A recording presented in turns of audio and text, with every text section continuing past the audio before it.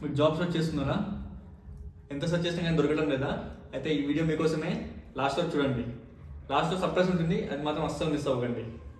So ఎప్పుడైతే మనం job search చేస్తూ ఉంటామో మనకు క్లారిటీ ఉండదన్నమాట. ఎలాంటి జాబ్ కావాలి, ఎలాంటి కంపెనీలో జాబ్ కావాలని చెప్పి క్లారిటీ ఉండదన్నమాట. ఈ క్లారిటీ లేనందు వల్ల మనకు ఎంత సెర్చ్ చేసినా, ఎన్ని జాబ్లు అప్లై చేసినా కానీ మనకు జాబ్ దొరకదన్నమాట. సో ఇప్పుడు ఏదైతే పిక్చర్ చూసుకుంటే ఈ పిక్చర్లో చాలా ఎంటీ ఉంటుంది అన్నమాట. ఎంటీ ఉంది కదా, ఈ ఎంటీనెస్ మన మైండ్లో కూడా సేమ్ అనమాట.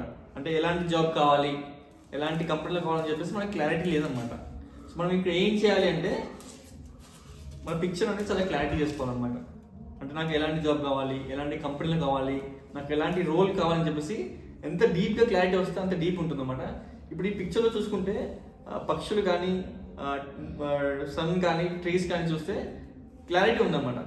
డీప్ క్లారిటీ ఉంది పిక్చర్. సో మన లైఫ్లో కూడా ఎంత డీప్ క్లారిటీ మనం తెచ్చుకుంటే అంత డీప్గా మనకు హెల్ప్ అవుతుంది అన్నమాట. సో ఈ క్లారిటీ ఎలా రావాలి అనే క్వశ్చన్ వస్తుంది అన్నమాట. ఈ క్లారిటీ రావడానికి మనం విజువలైజ్ చేసుకోవాలి.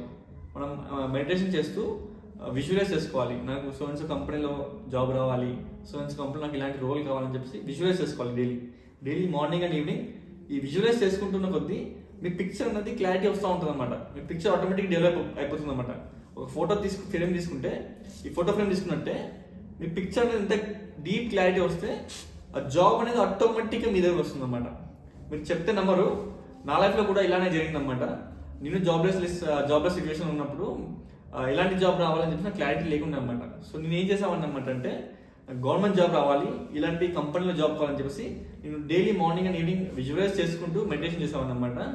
అండ్ టు మై సర్ప్రైజ్ అక్కడ ఆ టైంలో ఎలాంటి స్కోప్ లేదన్నమాట. గవర్నమెంట్ జాబ్ రావడానికి ఎలాంటి స్కోప్ లేని సిచ్యువేషన్ అనమాట. అప్పుడు సడన్లీ చేస్తున్న కొద్ది 1 monthలో గవర్నమెంట్ నోటిఫికేషన్ పడింది. హ్యూజ్ క్వాంటిటీ ఆఫ్ రిక్రూట్మెంట్ అడిగారు అనమాట. ఆ హ్యూజ్ క్వాంటిటీ ఆఫ్ రిక్రూట్మెంట్లో నాకు జాబ్ వచ్చిందన్నమాట, గవర్నమెంట్ జాబ్.